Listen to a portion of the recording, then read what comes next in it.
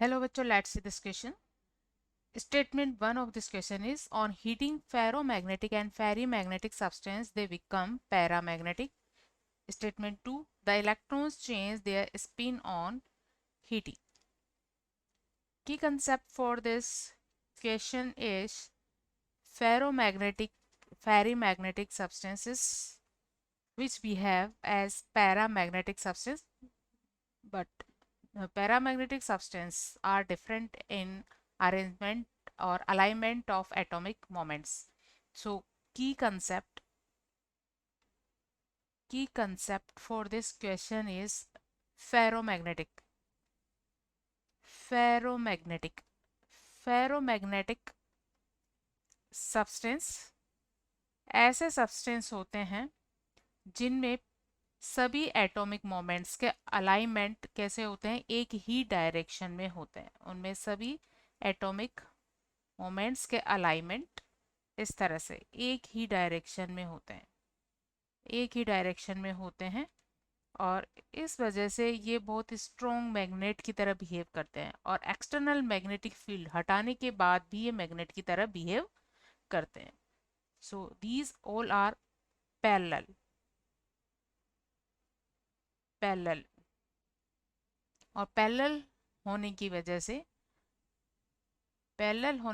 से इनमें strong magnetism होता है। मैग्नेटिज्म इज स्ट्रॉन्ग मैग्नेटिज्म होता है। दूसरे टाइप के होते हैं फेरी। फेरी के केस में क्या होता है, फेरी मैग्नेटिक के केस में इनके अलाइनमेंट एक दूसरे के अपोजिट हो जाते हैं, लेकिन वो पूरी तरह से एक दूसरे को कैंसिल नहीं करते हैं। इनके अलाइनमेंट कैसे हो जाते हैं, अपोजिट हो जाते हैं इस तरह से। ये कुछ पैरेलल है और कुछ इनके बीच में जो इनके एंटी पैरेलल होते हैं, लेकिन ये पूरी तरह से कैंसिल नहीं होते। इनमें मैग्नेटिज्म होता है बट पुअर मैग्नेटिज्म होता है,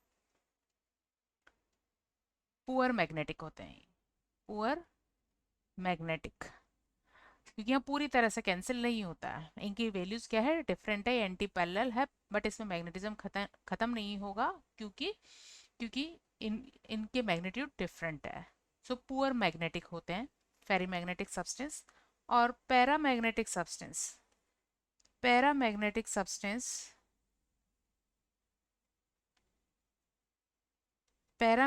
सब्सटेंस में एक्सटर्नल फील्ड की एब्सेंस में उसमें प्रेजेंट डिफरेंट एटॉमिक मोमेंट्स इस तरह से रैंडमली अरेंज रहते हैं। इनके अरेंजमेंट का कोई पर्टिकुलर पैटर्न नहीं होता। Disorderly arranged, these are disorderly arrange, ये होते हैं डिसऑर्डरली। और जब इन पर एक्सटर्नल मैग्नेटिक फील्ड लगाया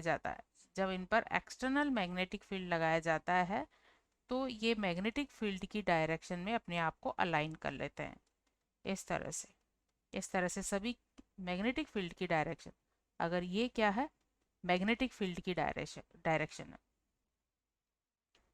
मैग्नेटिक फील्ड, तो सभी एटॉमिक मोमेंट्स मैग्नेटिक फील्ड की डायरेक्शन में अलाइन हो जाते हैं। तो जब फेरोमैग्नेटिक सब्सटेंस या फेरीमैग्नेटिक सब्सटेंसेस को गर्म किया जाता है तो इनके एटॉमिक अलाइनमेंट जो इस तरह से पैरेलल और एंटी पैरेलल होते हैं वो डिसऑर्डरली हो जाते हैं। किस में चेंज हो जाते हैं, डिसऑर्डर अरेंजमेंट में चेंज हो जाते हैं। किस पर, फेरोमैग्नेटिक के केस में इसे हम कहते हैं Curie temperature, above TC, above Curie temperature.